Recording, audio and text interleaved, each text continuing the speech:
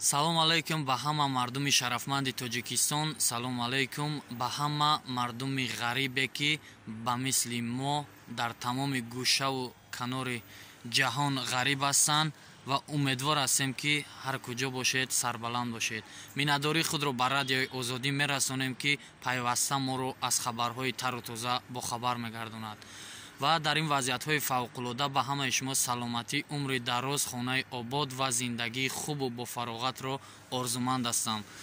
хушбахтона карантин дар баъзе ҷоҳо ба итмом расид ва мо муҳоҷироне ки пайваста бекор будем, тӯли 2 моҳ бекор дар хонанишинӣ будем ва хушбахтона карантин ба итмом расиду мо кор карда истодем. кори мо яъне ки креанштинчаспонӣ барои фасад.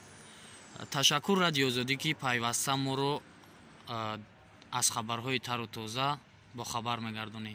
боқӣ дар охир гуфтанием ки ҳар куҷо бошед худ ва аҳлу оилаи худро эмин нигаҳ доред. худо нигаҳдоратон. ман як корбари радиои озодӣ. худоҳофиз.